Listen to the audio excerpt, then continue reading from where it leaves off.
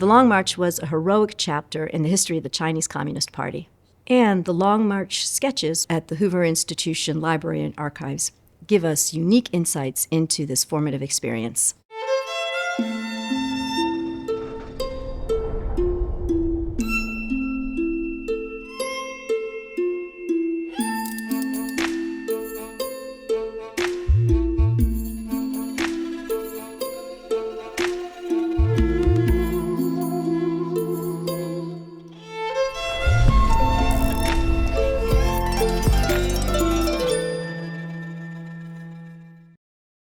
So from 1927 to 1949, China was in the midst of a civil war that pitted the KMT, or the Nationalist Party, against the insurgent Chinese Communist Party, or the CCP.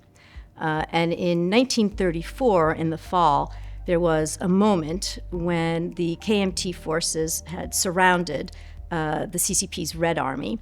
But the Red Army managed to break through the fortification lines and begin a strategic retreat that then turned into a 6,000-mile trek, beginning in the southeast part of the country, traveling west and heading north, ultimately landing in Yunnan, in the northern province of Shanxi.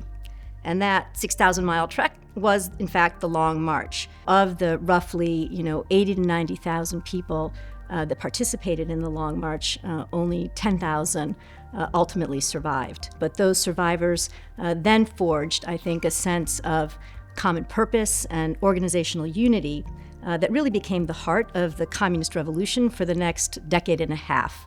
And many of the leaders of the Long March, including Mao Zedong, then became leaders in the post-war government of the People's Republic of China in 1949. The Hoover Library and Archives houses really an extraordinary set of 25 original black ink sketches that were done by one of the survivors of the Long March, the artist Huang Zhen. And the sketches depict really the life of the people who participated in the Long March. Some of the sketches are really about ordinary life, an ordinary day. One sketch, for example, portrays a man just sitting against a wall smoking a pipe. Another one is of 3 pots and kettles, right? Just the ordinary implements that you use to cook food. But other sketches really give you a sense of the adversity that the participants in the Long March faced. So one in particular is of the Red Army climbing up the Jiajin Mountain, where they were coming to a 14,000-foot high pass, right? That's as high as the Rocky Mountains. When the survivors of the Long March talk about their experience, they will often refer to this particular period as the most difficult. It's a time when many of the participants died. They became very sick. Mao himself had recurrent bouts of malaria and had to be carried for part of the trek. Another sketch portrayed members of the Red Army carrying sacks of barley for 2 weeks at a time, some of which weighed as much as 15 pounds, through the grasslands and these swampy marshes. And the survivors told of how horses and mules would sometimes sink into these marshes and disappear.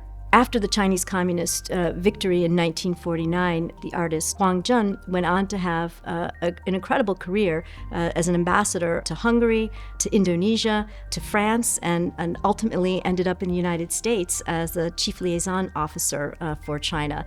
In 1977, he returned to China, where he then became the Minister of Culture.